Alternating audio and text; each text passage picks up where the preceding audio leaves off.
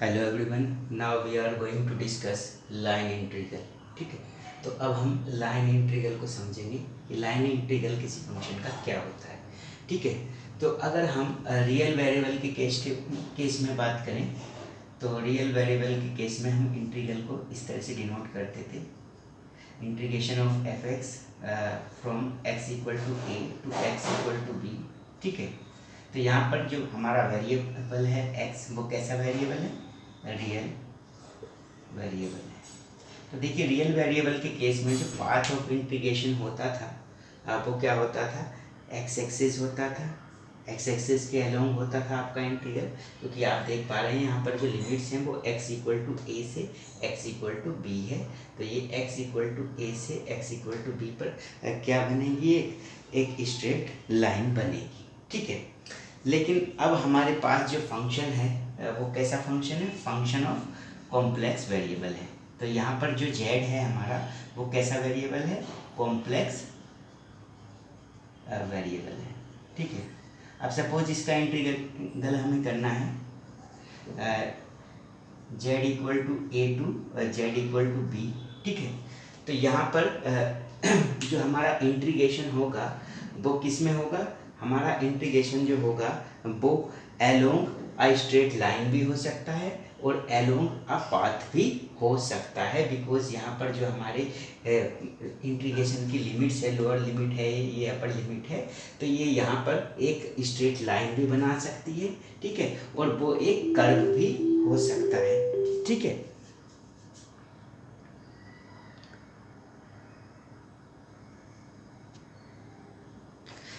तो कहने का मतलब रियल वेरिएबल के केस में जो हमारा इंटीग्रेशन होता है वो अलोंग एक्स एक्सिस होता है, लेकिन जब हम किसी फंक्शन ऑफ कॉम्प्लेक्स वेरिएबल का इंटीग्रेशन करते हैं किन्हीं कॉम्प्लेक्स जो कॉम्प्लेक्स नंबर्स के बीच में जो उसकी लिमिट्स हैं, ठीक है, तो हमारा जो इंटीग्रेशन होता है उसका पाथ क्या होता है? वो एक स्ट्रेट लाइन भी हो सकती है और कर्व भी हो सकता है।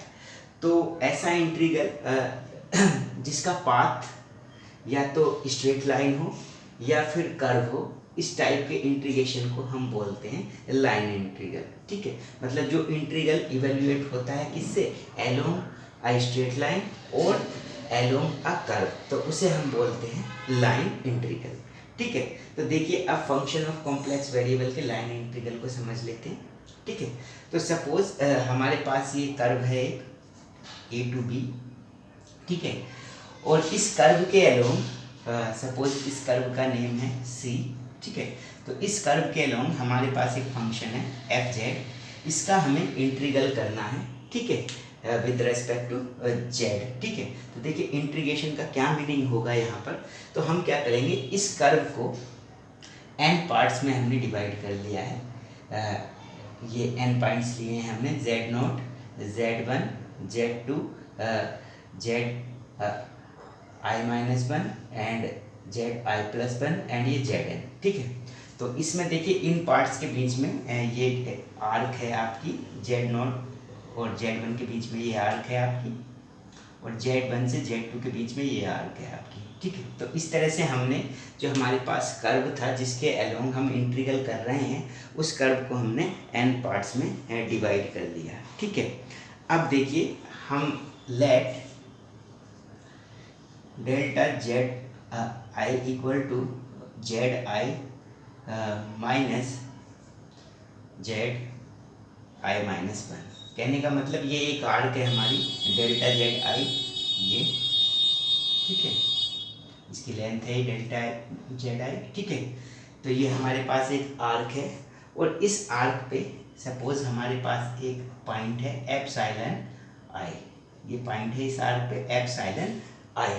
ठीक है, तो देखिए हम इस कर्व के लाइन इंटीग्रल को, एफ जेड के लाइन इंटीग्रल को इस कर्व के अलोंग किस तरह से डिफाइन कर सकते हैं। तो आप लिख सकते हैं integration of f z along curve c is equal to the summation i varying from 1 to n f of epsilon i and यहाँ पर हो जाएगा आपका डेल्टा जेड आई। ठीक है। तो ये क्या होगा, ये इस फंक्शन का इंटीग्रेशन होगा अलोंग दिस कर्व, और यहाँ पर जो आपका n है वो अप्रोच करेगा इनफाइनाइट को, एंड जो डेल्टा जेड आई है ये अप्रोच करेगा 0 को। मतलब जैसे ही आपको इस कर्व को n पार्ट्स में डिवाइड करेंगे, और n जो है अगर नंबर ऑफ पार्ट्स जो है वो इनफाइनाइट हो रहा है, ठीक है, तो आपका ऑब्वियस सी बात है डेल्टा जेड आई जो होगा वो किसे अप्रोच करेगा, 0 को अप्रोच करेगा। तब उस केस में जो लेंथ है इस आर्क की वो टेंड्स टू 0 होगी, ठीक है। तो इसे बोलते हैं हम line integration of a complex function along a curve C, ठीक है।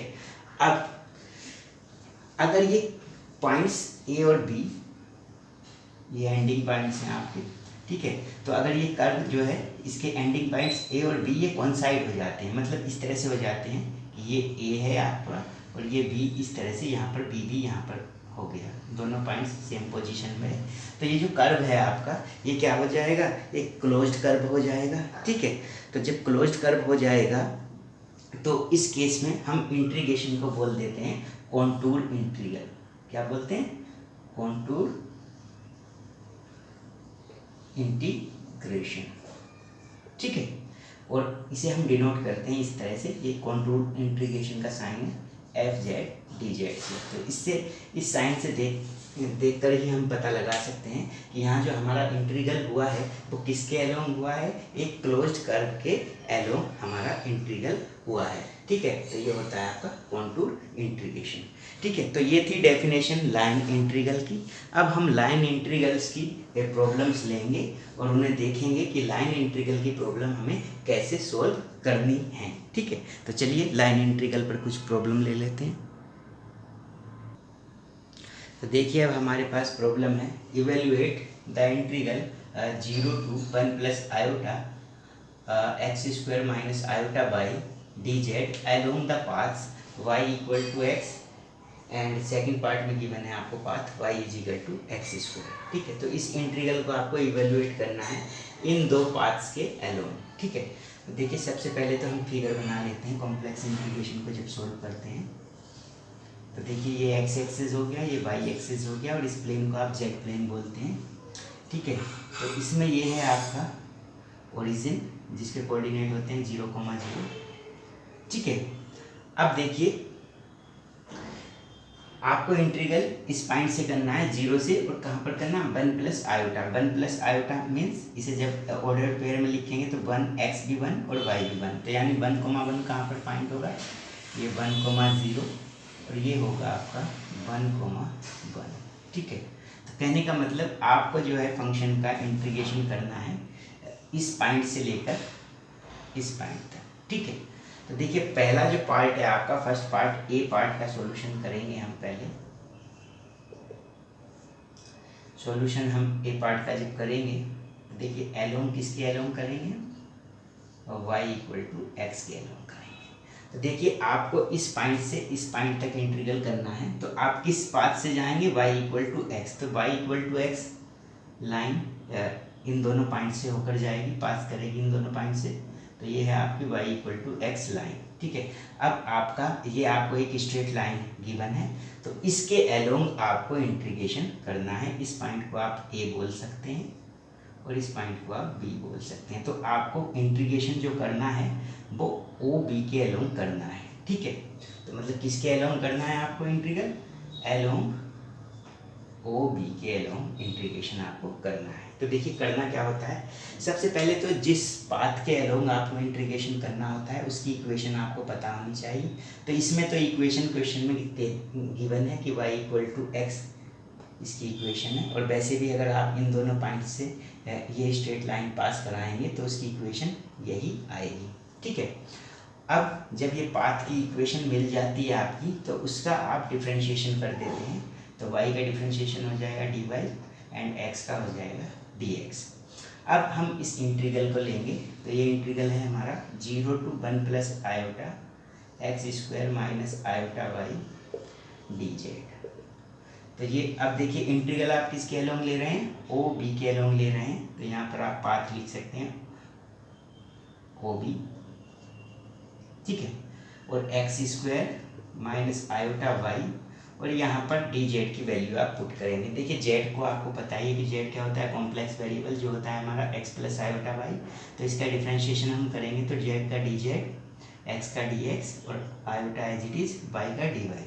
तो जेड डी जेड के प्लेस पर हमें d x plus iota d y put कर देना है। तो हमने डी जेड के प्लेस पर डी जेड की वैल्यू पुट कर दी। अब देखिए ये जो इंटीग्रेशन है आपका, इसमें जो वेरिएबल्स हैं वो 2 वेरिएबल्स हैं एक्स और वाई, ठीक है।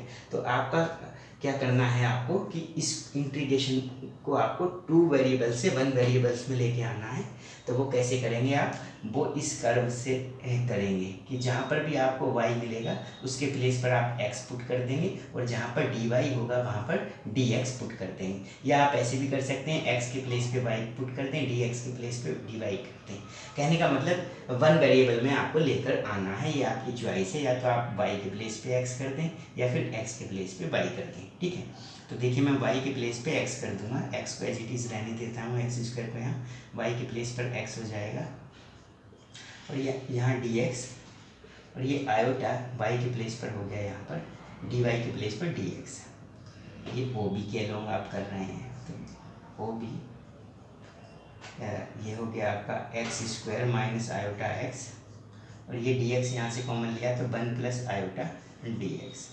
अब 1 प्लस आयोटा dx इंटीग्रेशन से बाहर आ जाएगा, कांस्टेंट है, और ये मिलेगा x square minus iota x dx। अब इसका इंटीग्रल करना है x के रेस्पेक्ट में, तो जो लिमिट्स आप यूज करेंगे वो किसकी लिमिट्स यूज करेंगे, x की लिमिट्स यूज करेंगे। तो आपने जो इंटीग्रल किया है वो इस पॉइंट से इस पॉइंट तक किया है और इस कर्व के अलोंग किया है। तो देखिए इसमें यहाँ पर x की लोअर लिमिट देखनी है, तो यहाँ पर देखिए x कितना है 0, और यहाँ पर x कितना है 1, तो x की लिमिट हो जाएगी 0 to 1, ठीक है। अब आपको इसका इंटीग्रेशन कर देना है, ठीक है। देखिए इसका इंटीग्रल कर देते हैं हम।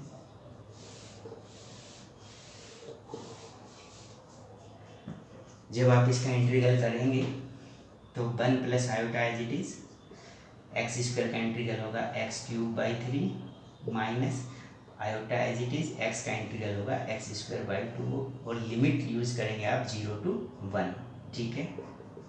पहले आप अपर लिमिट यूज कर लीजिए, एक्स के प्लेस पे 1 पुट कर दीजिए, तो 1/3 माइनस आयोटा बाई 2, और 0 पुट करेंगे तो ये भी 0 होगा और ये भी 0 होगा, ठीक है। अब इसकी मल्टीप्लाई कर देते हैं। देखिए पहले 1 से मल्टीप्लाई करेंगे तो 1/3 माइनस आयोटा बाई 2, आयोटा से करेंगे तो आयोटा बाई 3, और माइनस आयोटा स्क्वायर कितना होता है +1, तो ये आ जाएगा।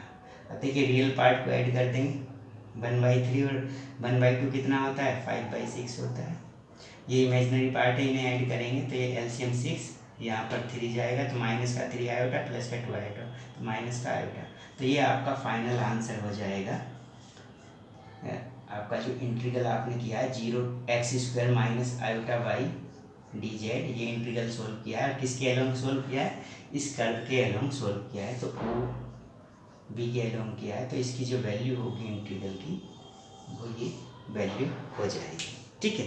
तो आपने देखा कि आपने कॉम्प्लेक्स इंटीग्रेशन को किस तरह से सोल्व किया अलोंग अ स्ट्रेट लाइन, जो पाथ आपको गिवन था, ठीक है। और इसमें एक चीज़ और आपको याद रखनी है कि देखिए जैसे a to b आप इंटीग्रल कर रहे हैं किसी फंक्शन का f(z) का, तो वो किसके इक्वल होता है, -b to a f(z) dz, ठीक है। तो अगर आप डायरेक्शन चेंज करेंगे, जैसे आपने यहाँ पर इंटीग्रल किया o से b, और आप अगर b से o करते तो वो उसका इक्वल आता, लेकिन किसके साथ आता, नेगेटिव साइन के साथ आता, ठीक है। तो इस तरह से आपने ए पार्ट किया क्वेश्चन का। अब हम क्वेश्चन का बी पार्ट करेंगे। अब देखिए बी पार्ट हमें सोल्व करना है, तो बी पार्ट में हमें एलोंग किसके एलोंग करना है, एलोंग y = x²। तो y = x² मतलब x² = y एक पैराबोला होता है जो इस तरह से होगा आपका, ठीक है। तो ये क्या है आपका y = x² है, और ये पैराबोला भी इन दोनों पॉइंट से पास होगा, ठीक है। आप चेक भी कर सकते हैं कि दोनों पॉइंट्स जो हैं वो इस पैराबोला की जो इक्वेशन है इसे सेटिस्फाई कर रहे हैं। एक्स और वाई के प्लेस पे 0 करते हैं तो 0 इक्वल टू 0 और 1 पुट करते हैं तो 1 इक्वल टू 1। तो दोनों पॉइंट्स इक्वेशन को सेटिस्फाई कर रहे हैं। और वैसे भी जब इस इंटीग्रल को आपको इसके अलोंग पाथ सोल्व करना है तो पाथ तभी बनेगा जब इन दोनों पॉइंट्स को ये कवर करेगा। ठीक है, तो देखिए अब आपको जो इंटीग्रल करना है वो y equal to x square के अलोंग करना है। यानी आप पिछली बार तो हमने इस पॉइंट को ओ भी लिख लिया था, इस पाथ को ओ भी बोल दिया था, लेकिन ये ओ भी है और अगर आप इससे बोलेंगे तब भी ओ भी जाएगा। या तो आप ऐसे लिख दीजिए, इस पर कोई पॉइंट ले लीजिए ओ सी, तो ओ सी बी लिख लेना, या फिर आप डायरेक्ट लिख सकते हैं along y equal to x square. ठीक है, तो देखिए मैंने बताया था जिस पाथ के अलोंग करना होता है उसकी इक्वेशन आपको चाहिए, तो इक्वेशन आपको ऑलरेडी गिवन है, तो आप इसका क्या कर सकते हैं, आप डिफ्रेंशिएशन कर सकते हैं बोथ साइड। तो d y equal to x square का हो गया 2x dx। अब देखिए ये इंटीग्रल आपको लेना है 0 to 1 plus iota x square minus iota y d z. और किस पाथ के अलोंग लेना है, y equal to x square, तो या तो यहाँ y equal to x square लिख दीजिए along y equal to x square, या ये पाथ आप लिख दीजिए ओ सी बी। ठीक है, तो देखिए यहाँ पर हम फिर से इंटीग्रेशन को वन वेरिएबल में लेकर आएंगे, तो एक्स स्क्वायर के प्लेस पे तो एक्स स्क्वायर रहने देते हैं, आयोटा वाई के प्लेस पे हम चेंज कर देते हैं कितना, एक्स स्क्वायर। अब यहाँ पर है आपका डी जेड जो है किसके इक्वल होता था, d x plus iota d y के इक्वल होता है। तो देखिए डी एक्स के प्लेस पे तो डी एक्स रहने देते हैं और डी वाई के प्लेस पर हम कर देते हैं 2x dx। ठीक है, तो ये डी जेड की वैल्यू हम यहाँ पर पुट कर सकते हैं, तो कर देते हैं D x plus iota 2x dx। ठीक है, अब देखिए एक्स स्क्वायर कॉमन ले सकते हैं यहाँ से, तो 1 माइनस आयोटा आ जाएगा। ये हो गया आपका dx को कॉमन लेंगे तो 1 प्लस 2 आयोटा x और ये dx। ठीक है, अब देखिए 1 माइनस आयोटा, ये तो कांस्टेंट है, इसे इंटीग्रेशन से बाहर ले सकते हैं आप, तो 1 माइनस आयोटा और ये एक्स स्क्वायर से इसमें मल्टीप्लाई करते हैं तो ये हो जाएगा x square plus iota 2x cube dx। अब इंटीग्रेशन आपका किसके रेस्पेक्ट में हो रहा है, यहाँ पर x के रेस्पेक्ट में, तो लिमिट्स किसकी होंगी, x की होंगी। तो देखिए x की लिमिट देख लेते हैं, तो आप इस पॉइंट से इस पॉइंट तक गए हैं, लिमिट यहाँ पर x की लोअर लिमिट 0 हो जाएगी और यहाँ पर x कितना है 1, तो x की लिमिट हो जाएगी 0 to 1। ठीक है, अब इंटीग्रेशन कर देते हैं, तो 1 माइनस आयोटा, इसका इंटीग्रल करेंगे एक्स स्क्वायर का x क्यूब बाई 3, यहाँ पर इसका इंटीग्रल करेंगे तो iota x to the power 4 आएगा अपॉन 4 से 2 कैंसिल हो जाएगा, तो यहाँ पर 2 बचेगा और इस पर लिमिट 0 to 1 पुट कर देंगे आप। तो देखिए 1 माइनस आयोटा, जब आप 1 पुट करेंगे x के प्लेस पे तो 1/3, यहाँ पर आयोटा बाई 2 और बाकी 0 पुट करेंगे तो 0 आ जाएगा। ठीक है, तो देखिए इंटीग्रेशन की जो वैल्यू है वो क्या आई है हमारी, देख लेते हैं उसे।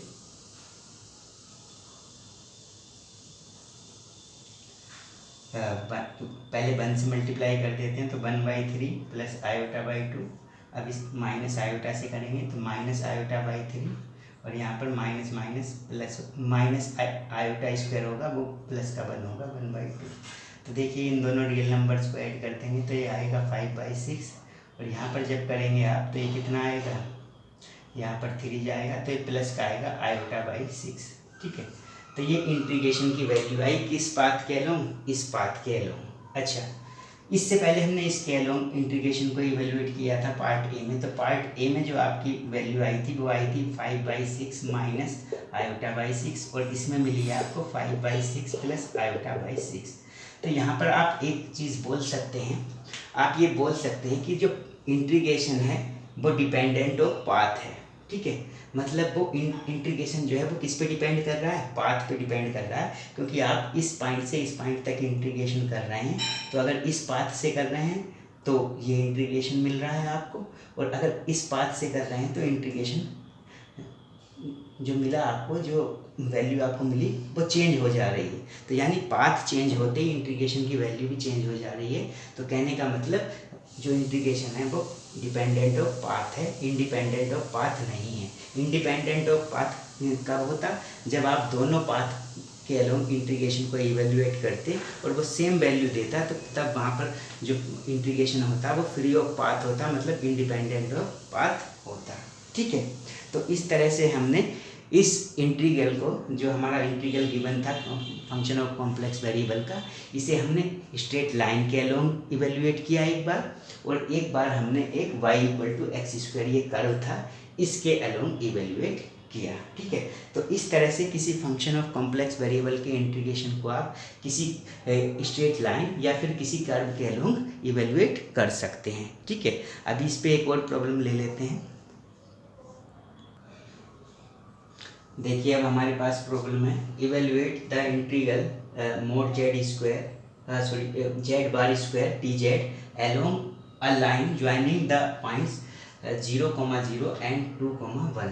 ठीक है, तो आपको इस इंटीग्रेशन को इवेल्युएट करना है, और जो आपका जो पाथ गिवन है वो पाथ क्या है कि इन दोनों पॉइंट से जो होकर स्ट्रेट लाइन जाएगी उससे आपको उसके अलोंग आपको यहाँ पर इसे इवेल्युएट करना है। ठीक है, तो देखिए, सबसे पहले फिगर बना लेते हैं। ये आपका एक्स एक्सिस हो जाएगा, ये वाई एक्सिस। ठीक है, ये आपका ओरिजिन होगा 0,0, इस पॉइंट को ओ बोल सकते हैं आप। तो आपको इस पॉइंट से आपको कहाँ तक इंटीग्रल करना है, 2,1। तो 2,1 कहाँ पर पॉइंट होगा, 2, ये होगा 2,0 और ये होगा 2,1। ठीक है, तो आपको जो इंटीग्रेशन करना है वो एक स्ट्रेट लाइन के थ्रू करना है, किस जो इन दोनों पॉइंट्स को ज्वाइन करती है। ठीक है, तो इन दोनों पॉइंट्स से अगर आप एक स्ट्रेट लाइन बनाएंगे तो वो ये हो जाएगी। ठीक है, तो ये इंटीग्रल करना है आपको, इसके अलोंग इस पॉइंट को ए बोल सकते हैं, इसको बी बोल सकते हैं। ठीक है, तो ओ से बी आपको इंटीग्रल करना है, तो देखिए कैसे करेंगे। ठीक है, देखिए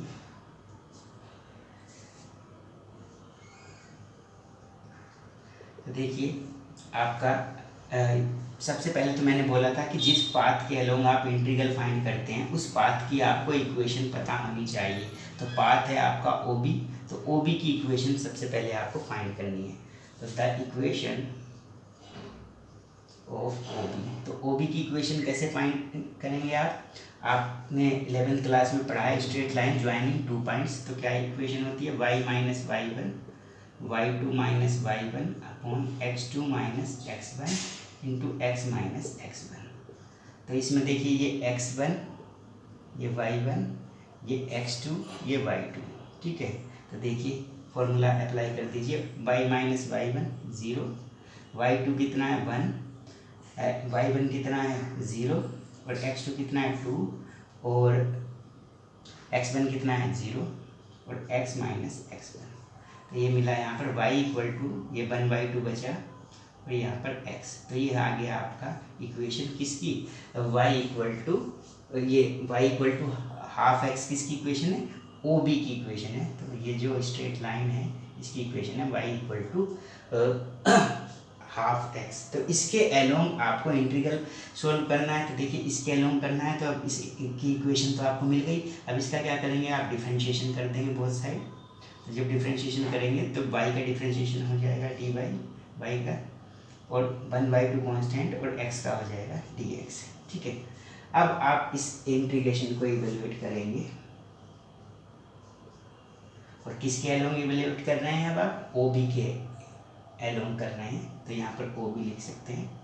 अब देखिए मैंने बताया था आपको जो z होता है आपका वो होता है x + i/y।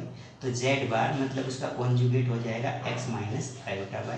तो यहाँ पर z बार की वैल्यू पुट कर सकते हैं, तो x - i/y होल स्क्वायर, और ये dz की वैल्यू यहाँ पर आप पुट कर सकते हैं। इससे डिफ्रेंशिएशन कर दीजिए z का, dz = dx + i/dy।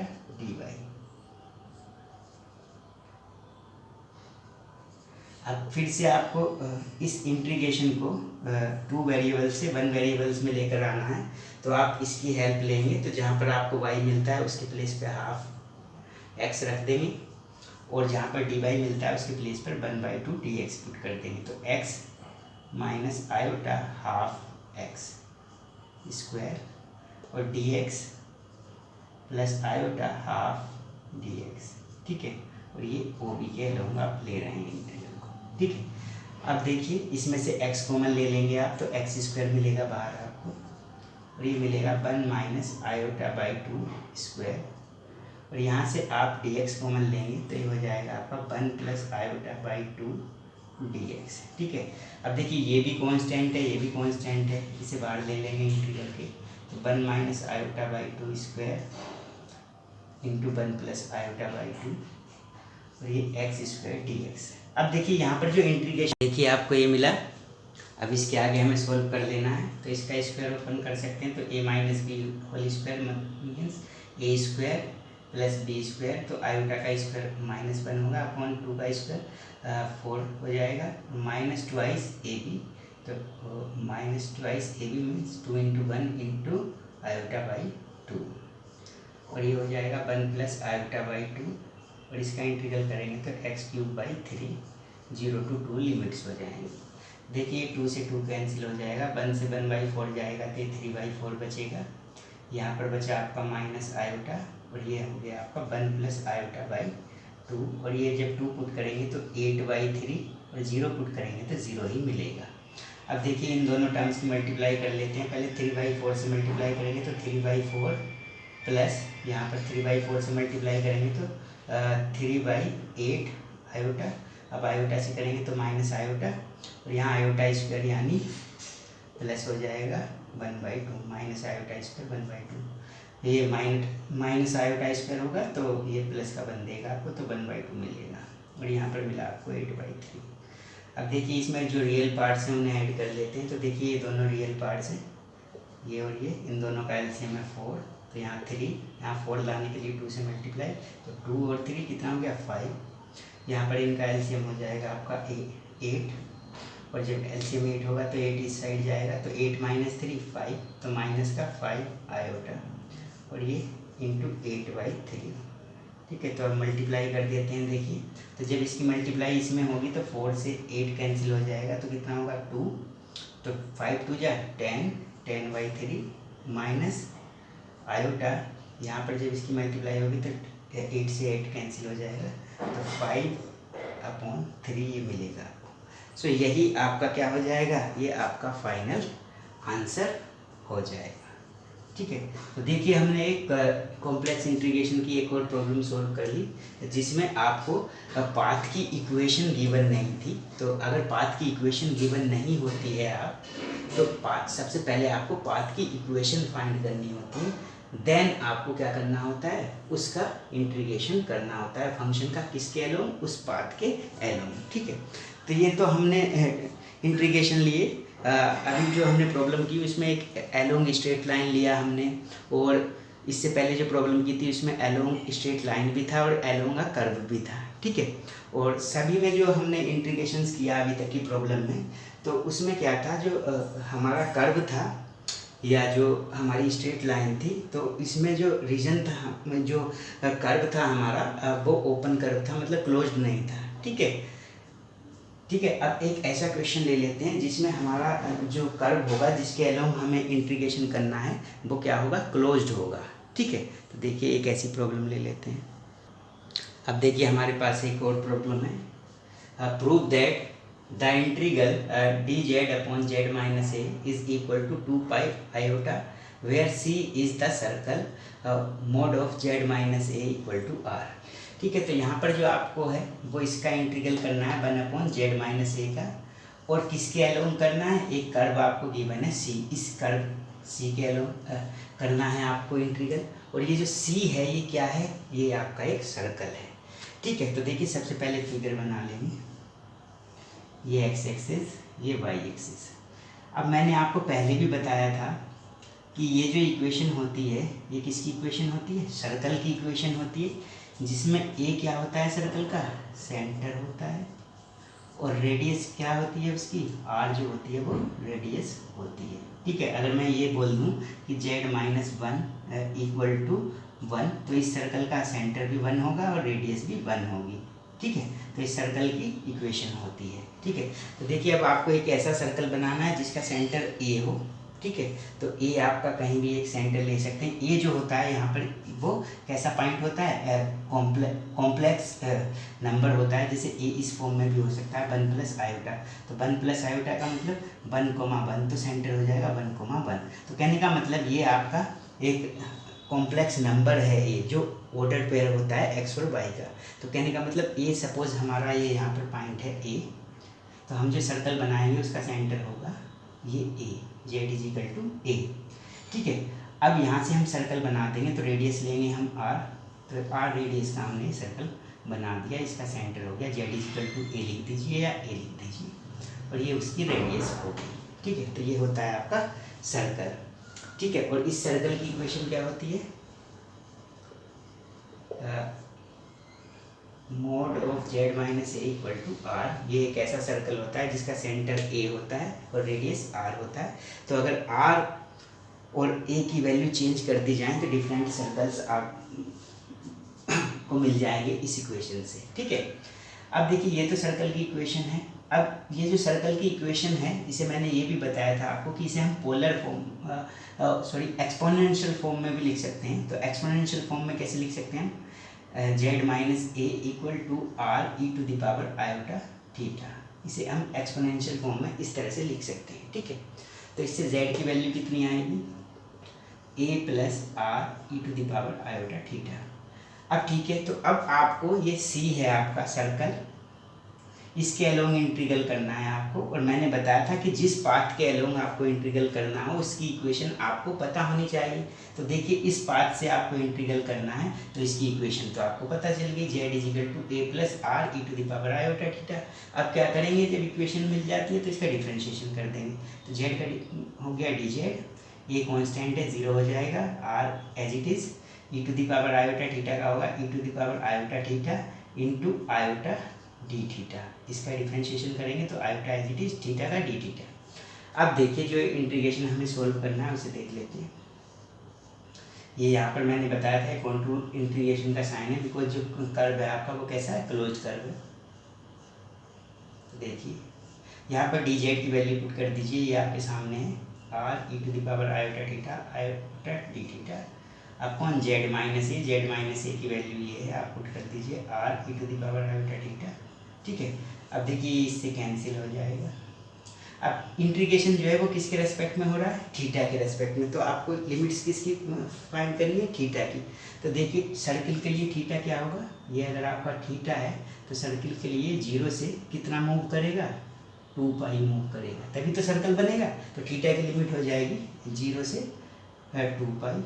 ठीक है। तो अब इसमें देखिए आयोटा तो कांस्टेंट है, इसे बाहर दे सकते हैं। तो यहाँ पर बचा डी थीटा 0 से 2 pi iota as it is, theta का इंटीग्रल होता डी थीटा का इंटीग्रल होता है थीटा, इस पर लिमिट पुट कर दीजिए 0 से 2 पाई। तो आयोटा 2 पाई, अपर लिमिट पुट करी तो लोअर लिमिट करी तो 0। तो ये मिला आपको 2 pi iota and this is your final answer. यही आपको प्रूफ करना था। ठीक है। तो आज हमने लाइन इंटीग्रल को सीखा कि उसकी डेफिनेशन क्या होती है। उसके बाद लाइन इंटीग्रल को हमने सॉल्व किया एलोंग अ स्ट्रेट लाइन, और फिर हमने एलोंग अ कर्व भी लाइन इंटीग्रल को सॉल्व किया। और उसके बाद में जो ये हमने लास्ट प्रॉब्लम ली, हमने इसमें भी लाइन इंटीग्रल किया एलोंग अ कर्व, लेकिन वो कर्व कैसा था, एक क्लोज कर्व था। ठीक है। तो इस तरह से आप लाइन इंटीग्रेशन की प्रॉब्लम को सॉल्व कर सकते हैं। ओके।